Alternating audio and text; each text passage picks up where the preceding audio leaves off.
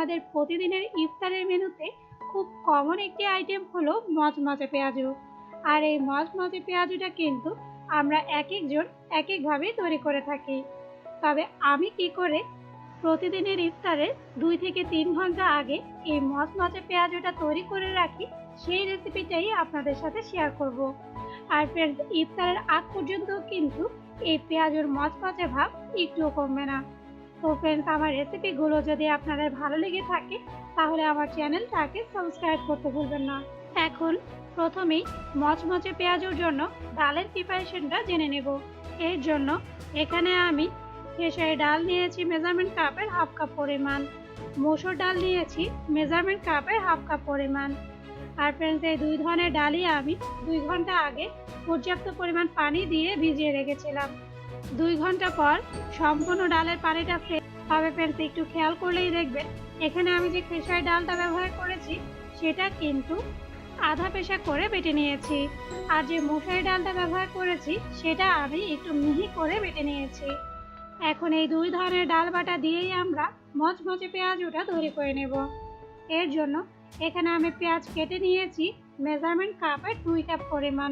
আর friends, একটু খেয়াল করলেই দেখবেন পেঁয়াজগুলো কিন্তু আমি একটু রাফলি কেটেছি, মানে কুচি করে না কেটে একটু বড় টুকরো করে কেটে নিয়েছি।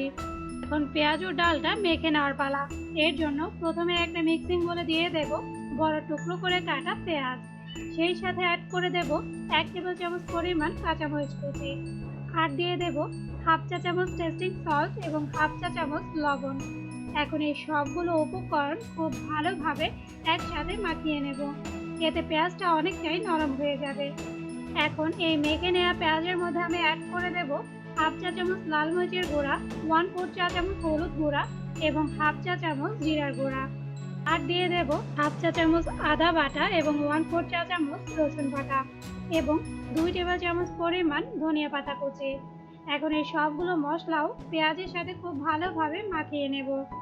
এরপরে এতে অ্যাড করে দেব আগে থেকে বেটে রাখা খেসারি ডাল এবং মসুর ডাল।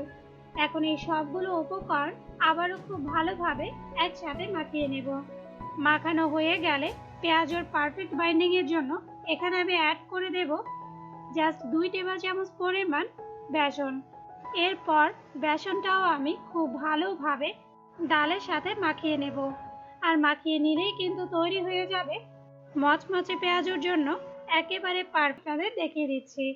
এর জন্য একটুখানি ডালের মিক্সচার হাতে নিয়ে ঠিক এভাবে বল পাকিয়ে এরপর হালকা হাতে একটু চ্যাপটা করে দিলেই দেখবেন কোনো রকম ক্র্যাক ছাড়াই ডালটা পেঁয়াজের শেপে চলে আসবে। এখনো আগে থেকেই আমি পর্যাপ্ত পরিমাণ সয়াবিন তেল চুলার মিডিয়াম হিটে গরম করে নিয়েছি। এখন ডালের মিক্সচার থেকে সামান্য একটু ডাল তেলের মধ্যে দিয়ে দেব। যদি দেখি ডালটা একবারেই তেলের ওপরে ভেসে উঠেছে তাহলেই বুঝতে হবে তেলের টেম্পারেচারটা একেবারেই পারফেক্ট আছে।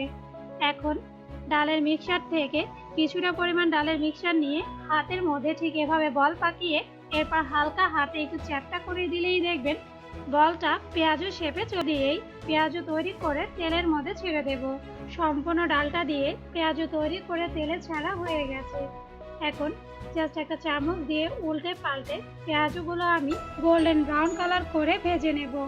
আর ফ্রেন্ডস, পেঁয়াজুগুলো ভাজার সময় কিন্তু অবশ্যই খেয়াল রাখবেন, দেখুন পেঁয়াজুর মধ্যে কিন্তু গোল্ডেন ব্রাউন একটা কালার চলে এসেছে। এখন একটা স্ট্রেনার দিয়ে পেঁয়াজুগুলো তেল থেকে তুলে কিচেন টিস্যুর ওপর নিয়ে নেব। আর এরই সাথেই কিন্তু তৈরি হয়ে গেল একেবারে মচমচে পেঁয়াজু। তো ফ্রেন্ডস, অবশ্যই কিন্তু এই রমজানে ইফতারের রেসিপিতে এই পেঁয়াজুটা অবশ্যই ট্রাই করবেন, আর আমাকে কমেন্টস করে জানাবেন পেঁয়াজুর স্বাদটা আপনাদের কাছে কেমন লেগেছে। সেই সাথে ফ্রেন্ডস, আমার রেসিপিগুলো যদি আপনাদের ভালো লেগে থাকে তাহলে ফ্রেন্ডস এবং ফ্যামিলির সাথে শেয়ার করবেন। আর যারা এখনো আমার চ্যানেলটা সাবস্ক্রাইব করেননি এরকমই সব নতুন রেসিপি দেখতে অবশ্যই আমার চ্যানেলটাকে সাবস্ক্রাইব করবেন। আজ এ পর্যন্তই, আল্লাহ হাফেজ।